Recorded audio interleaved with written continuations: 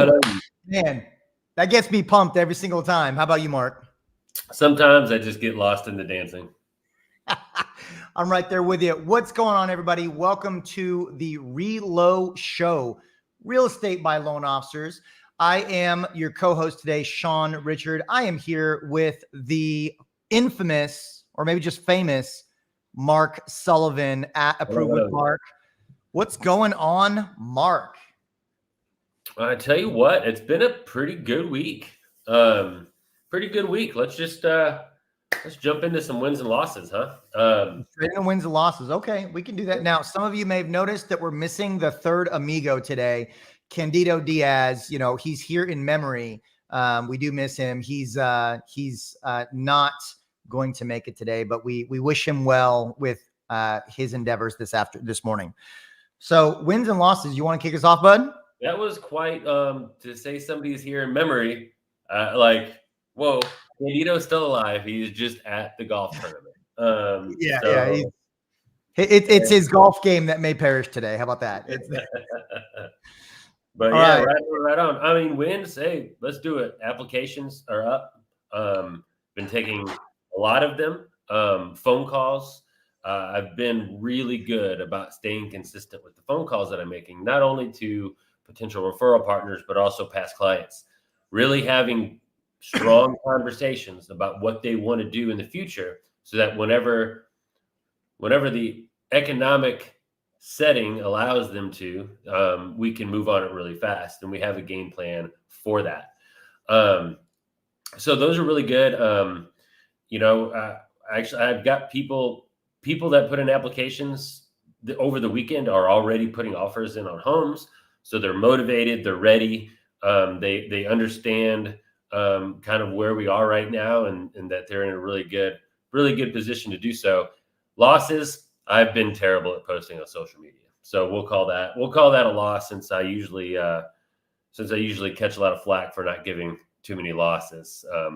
Social media posting would definitely be that. Fair enough.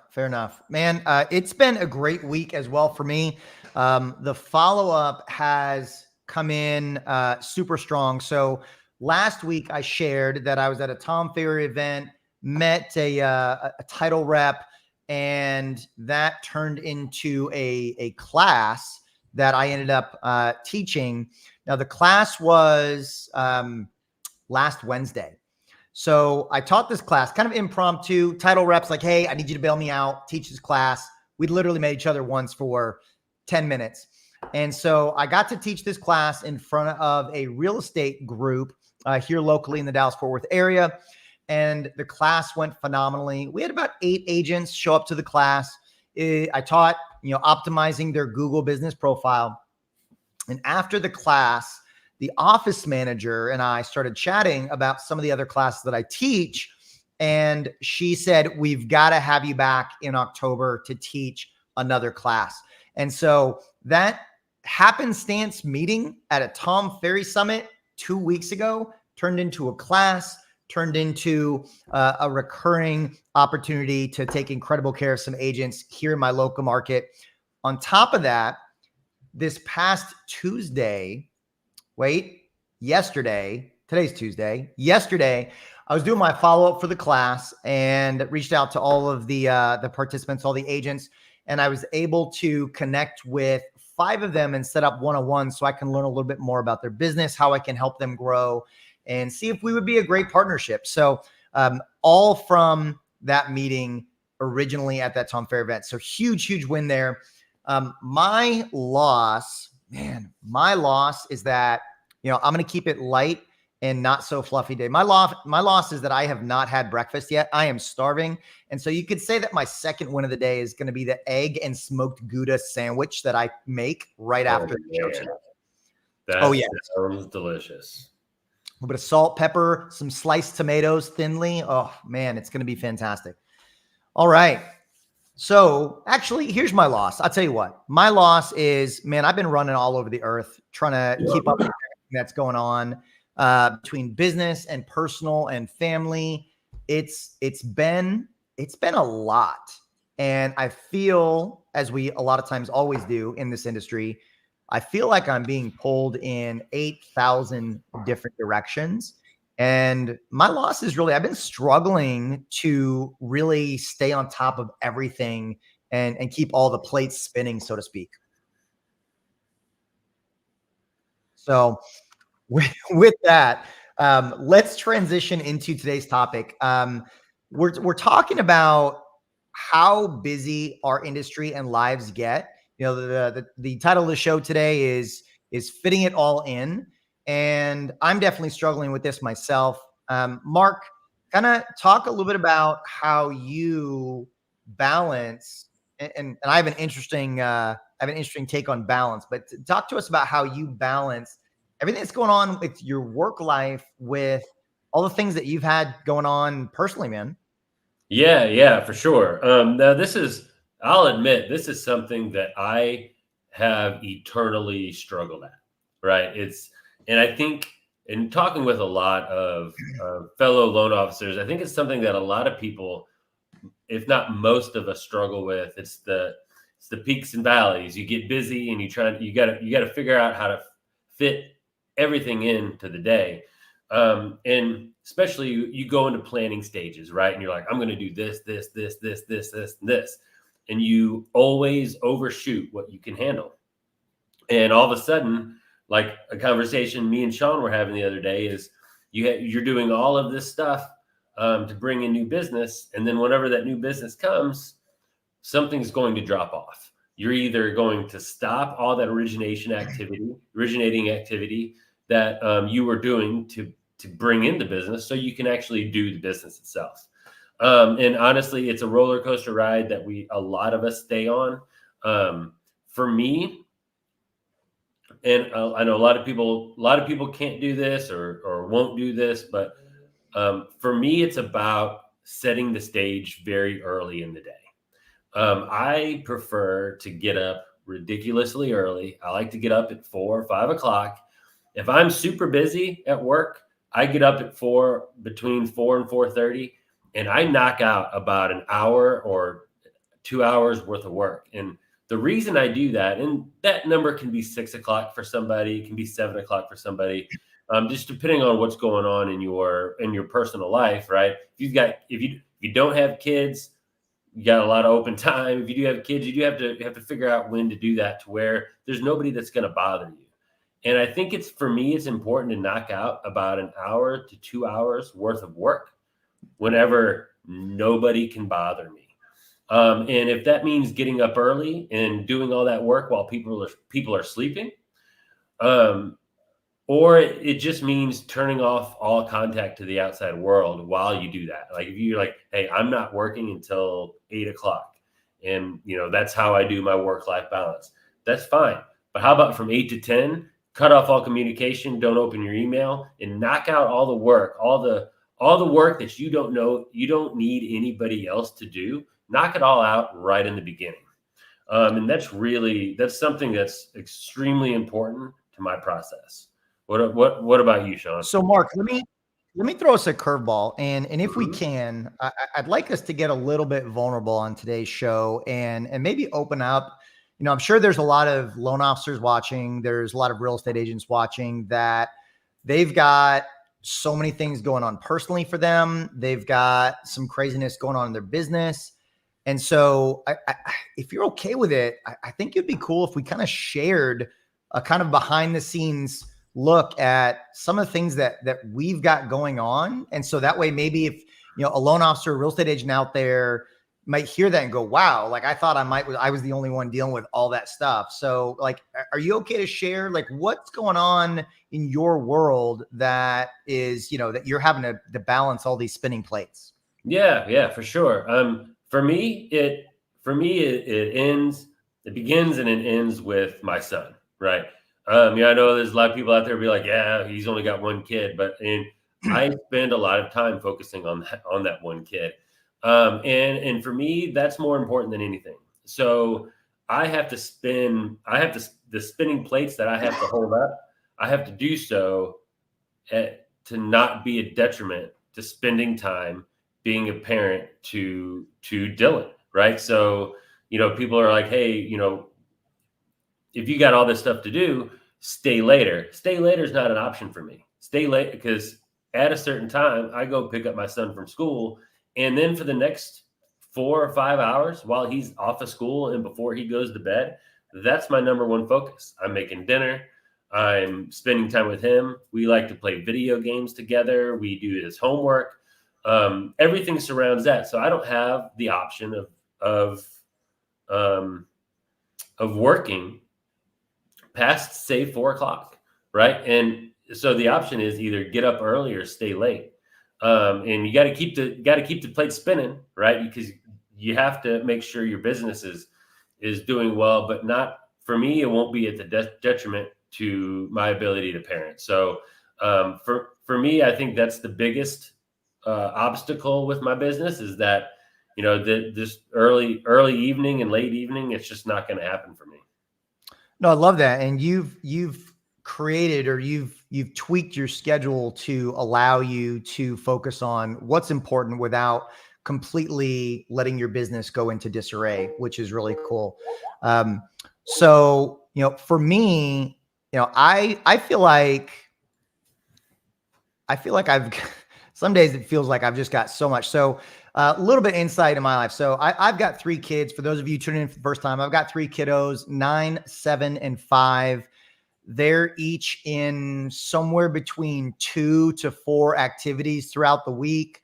And so I'm playing a role in taking them to that, whether it's soccer practice, whether it's, kids Ninja Warrior class, whether it's piano or dance or all these things. So we've got that going on. My wife and I recently bought an investment property that I am working on doing all of the things to get ready. I got to be, across town to sit and wait for delivery of a refrigerator later today.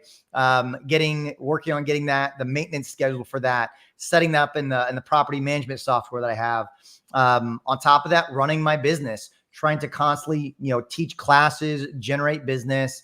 I've got a couple of loan officers on my team. So, continuing to pour into them, coaching, managing, making sure that they have the tools to be successful. And then, oh, by the way, I kind of want to have a successful marriage. So I need to make sure that I'm spending time, with my wife, making sure that she feels important, feel loved. And there are days and times where it feels like a lot. And one of the ways that I've really started to approach it, and I would say over the last 6 months, is I've had to start getting exceptionally good at setting expectations and saying no. And I'll give you a perfect example. So the real estate office that I taught the class at, that's going to have me back out in October, in October, towards the end of the month. They're like, great, we'd love to have you back out. And I was like, hey, would you like me to go ahead and create like a flyer that you could print, distribute, things like that? They're like, absolutely, that would be fantastic. I was halfway through a sentence that said, great, I'll put that together and have it to you tomorrow. I stopped myself and I said, hey, wait a second. This is towards the end of October. I deleted and I responded. I said, hey, great, I'll put that together this week and get it out to you. And so I'm notorious in the past for giving myself deadlines that are faster than I really need to accomplish things. And it puts me under the gun or under pressure where now I don't feel like I can get everything done. So setting proper expectations has been huge for me in being able to, and I'll go into my take on balance. So I heard this quite some time ago, but there's no such thing as balance. Work-life balance is a myth. It really needs to be work-life harmony. Those two aspects of our lives have to work in conjunction with each other, because if it's balanced, that means we're spinning 2 plates and we're hoping one of them doesn't fall. Whereas if they're working in harmony, they're complementary to each other, and it's creating a better overall life, stress level, things like that. So setting expectations and saying no to things that I really don't need to be putting my time and energy into has been 2 of my key points. Yeah, that's a really good way to put that. I don't know if I've heard it said exactly like that before, but That is good. If you're balancing, that takes a lot of effort, to balance in what you're doing, and keeping things in harmony are really good. I want to go back to what you said a little bit ago, which I think is a really important, because it's about setting proper expectations with people, and I think the key word there is proper, and it's not promising the world to somebody. It's not saying I'm going to do this, and this. It is that, but it's doing it to where you can hit all of those guidelines, all of those deadlines that you're creating for yourself. Don't say I'm going to have this out. Like if it's 7 o'clock at night, don't say I'm going to have this out to you before I go to bed. Right?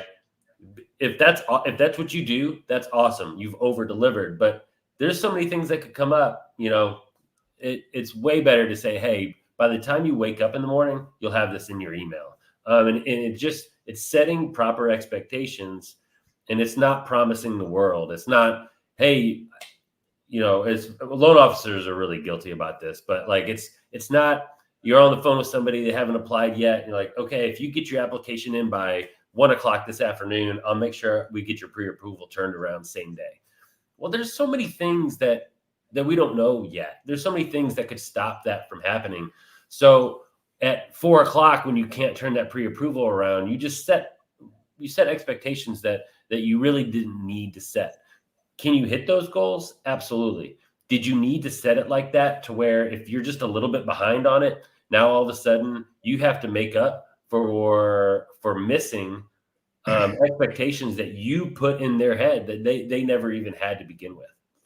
Well, and it's opportunity cost, right? I've heard a number of coaches over my life say everything that you say yes to means you're saying no to everything else.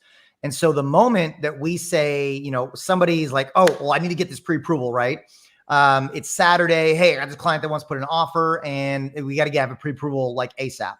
The moment you say yes to that, then everything else that you either had planned or that could come up is ultimately means it's a no, right? You're trading activities, you're trading time, and being able to manage the proper expectations to ensure that we're spending our time in the most valuable place.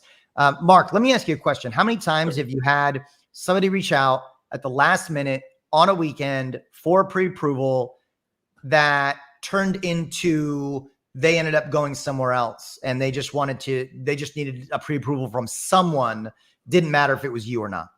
All too often. Yeah, for sure. I'd say that's probably pretty common for a lot of us, especially right now when business is down. You're trying to get as much as you can out there.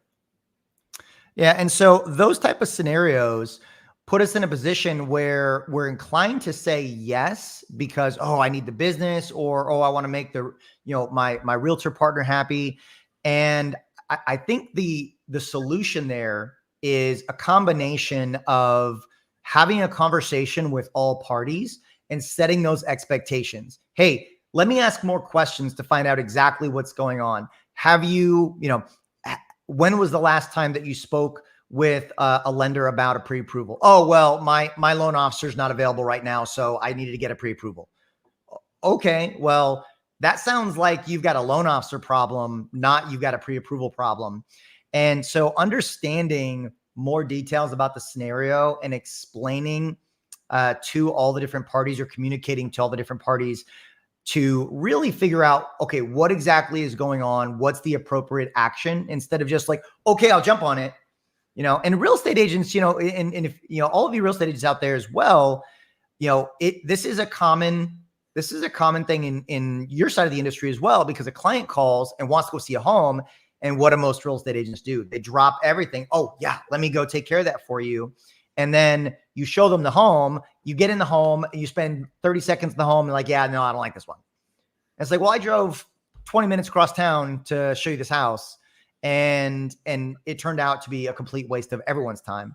And so asking more questions, but with the end goal of setting the right expectations, I think is such a critical component of helping us fit as much in our day as possible. And And then I'll go back to this saying no. I'm starting to find that the more I say no, the more good things come my way.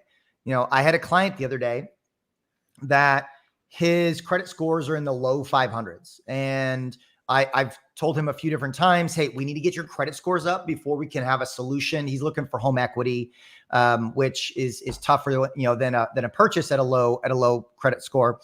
And I gave him some resources to help build the score up. Well, he emails me over the weekend. He's like, hey, when are you available next week for a call so we can talk about what solutions are available? And old me would have said, oh, well, looked at my calendar. Okay, I can talk on Tuesday at 3:00. Current me said, you know what? This is not a good use of my time. I do want to help him, but it doesn't make sense for me to spend time on a phone call with him when there's steps that need to be taken before there are any solutions. And I've even articulated this to him in the past. So I politely messaged him back and I said, Mr. Client, we've really got to get your credit score up by 50 to 80 points before we've got some opportunity for solution for what you're looking for. Leverage the tools that I've provided you and let's work on getting that credit up. As soon as we do that, let's have a conversation. So I didn't, I wasn't like, hey, I'm not willing to have a conversation with you. I'm saying, hey, we've got to do this first before it makes sense to have a conversation. And the saying no to that gave me more bandwidth to take on other things in my day, which ultimately led to more fruitful activities. Absolutely. And I think that what I've really learned is, and not to harp on the subject of prospects that are struggling to get pre-approved, right? But we all have them. They're good to get, right? We need to give them just as much time as we need to be able to get them to the point of pre-approval, but they can't be at the very top of our stack, right? And going back, what you were just talking about goes back to what I had mentioned before. When you set improper expectations before they even apply, you put yourself in a position to make them the tip of your spear and make them a top priority, even if they come back and it's like a 530 credit score, or they have judgments, or they need to do something that's going to take time for them to get pre-approved. You haven't made them your top priority. You can make them a priority without making them your top priority, and you set proper expectations of, okay, after you apply, we're going to go over it, and then you basically telegraph, we're going to then figure out if you're approved or if we need to make a plan. So when you pull that application, if they're approved, you're off to the races and you're ready to make them top priority. You get them approved. You show them all their opportunities. You get them ready to go make offers on a house, and you get them back in the hands of the referral partner that sent them over to you. But if they don't qualify, I always say it's not a no. It's either a yes or sometime soon. Not right now. Or not right now. And then you pull that application. It's going to be a minute. It's going to take you time to come up with that plan for them. That way they're already focused on, oh, okay, now we got to come up with a game plan. Okay, cool. Well, I'm going to do that over, the course of this week. By the time this week ends, you and me are going to get back on a conversation, and we're going to see what we can get done with that. And if it's Tuesday, that gives you a few days to find some free time to work them in. You're still taking great care of that client. And what you need to be doing right now to help the clients that are approved or to bring in more clients doesn't suffer because you feel like you have to make them a top priority when really you can get it done later in the week. I think is a really big thing for a lot of people struggling with time management. So Mark, I'm going to drop this quote, and this hit me like a ton of bricks and I don't know who said it or where I heard it first. But this quote really made me think about how I dole out my time. So everyone deserves your kindness. Not everyone deserves your time. Okay. That's true. We I think can that was be, Tupac. it was Tupac. Everyone deserves your kindness. Not everyone deserves your time. Just because somebody wants our time does not mean that they absolutely should get it. There's tons of pulls on our time that it just doesn't justify to give them our time. We're people pleasers, right? We want to say yes. Oh yeah, I'll take care of you. Oh yeah, I'll take care of you. Oh yeah, I'll take care of you. But we've got to be confident when we need to say no, and we can do so without being mean, right? Like saying no to my time is not me being mean or me, rejecting somebody. It's like, hey, that's not something that I have the bandwidth for right now. So everyone deserves your kindness. Not everyone deserves your time. Love that quote. Mark. Absolutely. Anything that you want to leave us with today? I think I've loved the conversation. Phenomenal topic, especially something that I struggle with on a weekly, monthly basis. Any parting thoughts for our audience today? Yeah, just we've said a lot of things, but take care of you first. Make sure that you are operating the way you need to operate. Whether that's exercising in your free time, whether that's getting up early and making sure that all of the little things in the day are handled and taken care of, so that you can, no matter what happens during the day, because we all know once 9 o'clock hits, the day could turn into complete chaos of people calling you and yada yada. You control the first part of your day. It's a fast. So you control your part. You control the beginning of your day, or you control a lot of things about how your day is going to go, but you don't control the day. So get a lot of that stuff done. Make sure you're mentally there, and make sure you're mentally ready to take on those challenges. And it really just sets you up for success in the long run. And I'll leave us with this, something we didn't dive into today that I think could be a topic for another show is routines. And so bookending your day and both your actual day and your work day, right? Your morning routine, your pre-work routine, your post-work routine, and then your nightly routine. What do those look like? And those are phenomenal guideposts to really set yourself up for success. So again, I think something we could really dive into another show on building powerful routines in our days and our weeks. But we'll save that for another episode.